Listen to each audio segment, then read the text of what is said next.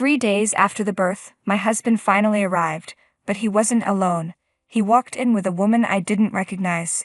I was stunned and struggled to find my voice. "Who is she?" My husband's smile was unsettling as he responded, "This is my girlfriend, soon to be my wife." "What do you mean by that?" "I'm done with you." "What?" The woman stepped forward and introduced herself. "I'm Elizabeth. I'm 25 and work for a company. John just proposed to me. We first met in high school and began dating in our freshman year. We had a brief breakup during our senior year, but after graduating college and going our separate ways, we reconnected at a reunion with old classmates. When we reconnected as adults, my perception of him shifted once more. We spent a lot of time together, rekindling our relationship. 3 years into our renewed romance, he proposed. "Elizabeth, I will love you for the rest of my life. Will you marry me?" His words touched me deeply, and I said yes. Our new life together as a married couple brought me immense joy. Even though we both had demanding jobs and only saw each other in the evenings during the weekdays, I cherished our time together. The fact that we could spend the nights together, without the hassle of constantly moving between our homes, made me incredibly happy. Back in high school, neither of us knew how to cook. However, living on our own in college gave us the chance to hone our skills. By the time we were together, we had each become quite proficient in the kitchen, which allowed us to share household responsibilities and enjoy a well-balanced life. My husband's specialty was fried foods, and he excelled at it. Since I'm not as skilled with frying, I was grateful that he was happy to take on that task for me. In contrast, I excelled at cooking Japanese dishes, like simmered vegetables. My husband would often praise my cooking, appreciating the perfect balance of flavors. Not too rich, not too bland. I envisioned a future where we continue to support each other and live happily together. 1 year into our marriage, I discovered I was pregnant. Overjoyed, I shared the news with my husband immediately. "John, I'm pregnant." His eyes widened in shock. "Really?" "Yes, it's true." For a moment, he just stared at me, his mouth hanging open in disbelief. "John, oh my God, I'm going to be a father." He finally snapped out of his daze. "Wow, your reaction was a bit delayed. You really caught me off guard." "I'm just so excited." "Yes, I'm excited too. If we're going to have a baby, we'll need to give it our all." My husband was thrilled about the news of my pregnancy, and I looked forward to raising a child together with him. At first, he was very concerned about my well-being. "Elizabeth, make sure to take it easy, okay? If you're finding it tough, don't hesitate to quit your job." "I'd appreciate that, but I plan to work until my maternity leave begins." "All right, I'll handle the housework." "Thank you." Thanks to his unwavering support and dedication, I was able to rest well despite the morning sickness. As I entered a more stable phase of pregnancy, the delivery date drew nearer. However, I noticed that my husband began coming home later and later. "Did you work late again today?" "Yes, I've been delegating tasks to my coworkers. Now that you're in a stable phase, I wanted to make sure I returned the favor to the company for letting me leave on time." "I see. So you went out of your way to come home despite working overtime." "Exactly. Your well-being is the most important thing." "But I've been off work for 2 months. I don't want to be out of a job after the baby arrives." "That's a valid concern. I'm a bit anxious about being home alone, but if that's the case, I understand. Maybe I'll stay at my parents' house during my maternity leave." My husband nodded in agreement, looking visibly relieved. "That's great. Then I can work overtime without worrying. I'll miss seeing you until after the baby is born, but I'm grateful for the support I'll get from my parents at home." So, as soon as my maternity leave began, I moved back to my parents' house. It felt so much easier to be in a familiar environment without the burden of household chores. Having my mother nearby gave me a comforting sense of security. However, there was one thing that troubled me. My husband had been slow to respond to my messages. Previously, no matter how busy he was, he always replied within the day. Even during my morning sickness, he would respond quickly, even while at work. But now I often didn't receive a reply until the next day, and sometimes even 2 days later. When he did respond, his messages felt curt and less warm than before. The other day, I texted him to check if he was still busy at work and reminded him not to overwork himself. His reply was a brief, "Yeah." Not being able to see him in person made me anxious about his lack of response. However, since I'm pregnant, I decided it was best not to let it get to me. I resolved to give him some space and focus on staying positive by planning for the baby's arrival. I had been busy buying a lot of baby items. "Oh, Dad, you're buying so much." "It's important to make sure the baby is safe and comfortable. You're really excited about your first grandchild. And you're the one constantly asking the shop assistants for advice." "Thank you, Mom and Dad." My parents were eagerly anticipating the arrival of our child.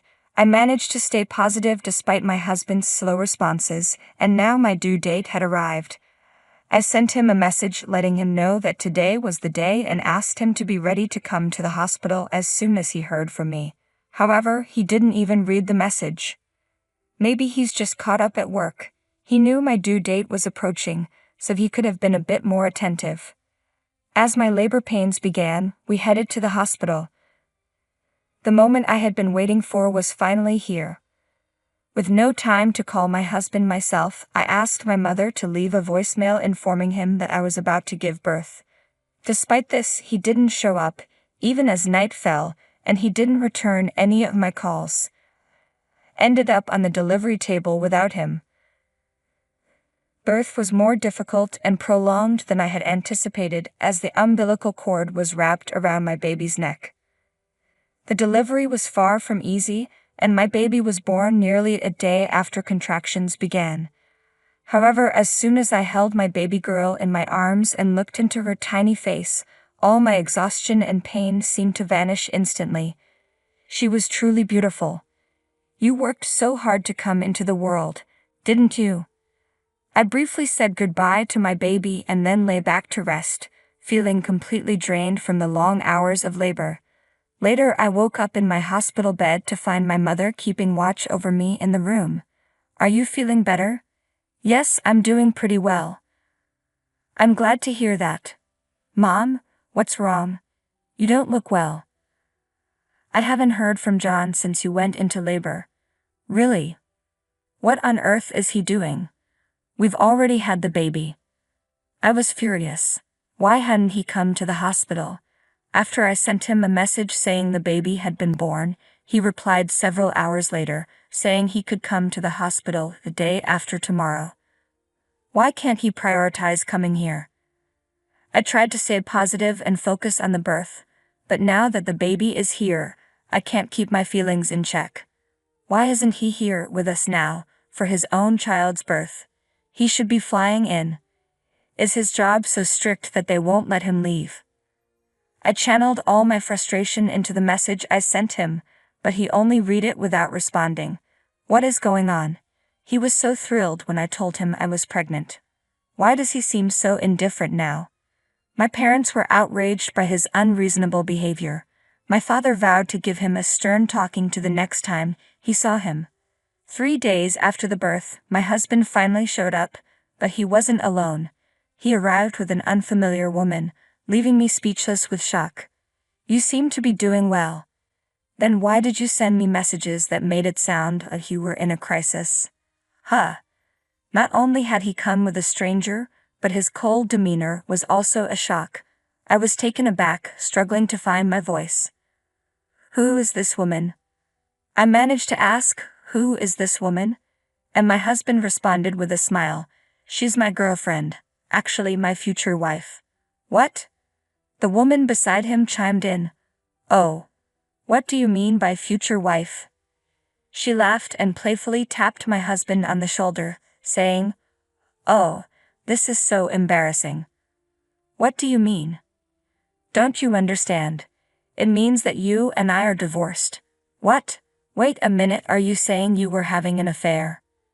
Adultery doesn't quite capture it. It's more that I found someone new to love, and we ended up together. I struggled to make sense of his words. "I'm just tired of you." You know, men are drawn to women who take care of themselves. With that, my husband wrapped his arms around the woman beside him. Are you implying that I wasn't taking care of myself? You've put on weight and looked bloated because you were at home all the time. I was lying in bed because of pregnancy and morning sickness. Gaining weight during pregnancy is normal, and that's why I started seeing someone else. I still wanted to maintain romantic feelings for my wife, but those feelings have faded. I've had enough. Can you just get a divorce and leave? I'll go without you having to ask. With that, my husband and the woman left the hospital room. He didn't even glance at our child's face or inquire about the baby's gender, which made it clear that he no longer cared. It hit me hard to realize that I would be a single mother. The weight of it all, coming right after giving birth, was overwhelming. As I was grappling with my emotions, the door to the hospital room opened. I was taken aback when my husband and mother-in-law walked into the hospital room. Why are you here? Elizabeth, I'm so sorry for what my son has put you through, she said, clearly distressed. It turned out that my mother-in-law had encountered my husband and his lover in the parking lot. After questioning him about the situation, he gave her the same explanation he had given me. She told me she sent the woman away and then confronted my husband, insisting he come to the hospital with her. What are you thinking? You have an affair while your wife is pregnant and then you ask for a divorce. Your father would have been furious if he knew about this. My father-in-law passed away a few years ago. I didn't have a choice. She came into my life and I fell in love with her. How could I have ended up married to someone like you? I see you care for her a lot. Elizabeth, do you still want to stay married to John? My mother-in-law asked, but I had already made my decision. No, I want a divorce. Well, that's your choice. My husband's face brightened at my response. Then everything is settled. Then you'll need to pay alimony for your infidelity and child support. What? Absolutely. You committed adultery and now you need to take responsibility. If you divorce Elizabeth, I'll stop supporting you financially. What? You can't be serious. Supporting me? What do you mean by supporting me? What? Elizabeth wasn't aware of this. His income was so low that he asked me to send him a few $1,000s each month. He claimed it was to maintain his lifestyle with you. I had no idea. Even though my husband's salary was low, my higher income covered the shortfall. In reality, he was using the money from my mother-in-law to fund his affair. This revelation pushed my mother-in-law to her breaking point.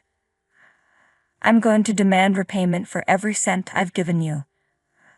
I'm severing all ties with you. Don't ever come back to my house. No, wait. Elizabeth, I'm sorry for all this trouble. I'll arrange for a top-notch divorce attorney for you, and you can claim as much money as you're entitled to. Thank you very much. With that, my mother-in-law left the hospital with my husband. I pursued alimony and child support from my ex-husband, and I also sought alimony from his mistress. My husband, now deep in debt and abandoned by my mother-in-law, found himself cut off from financial support. His mistress left him as well, since he no longer had any money to offer.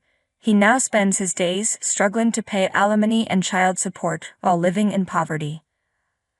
I have no intention of letting my child have any contact with him. My goal is for him to live with regret while fulfilling his financial obligations. As for me, I've returned to work as a single mother, dedicating myself to both my job and raising my child. I continue to stay in touch with my mother-in-law, sharing updates and photos of my grandchild with her. Despite the pain my ex-husband caused, I'm grateful for the positive outcome of meeting my wonderful mother-in-law. His behavior during my pregnancy was reprehensible, and while I wish there could be harsher consequences for him, I'm relieved that his mistress decided to move on from him. I hope that you and your daughter find joy and happiness together in the future.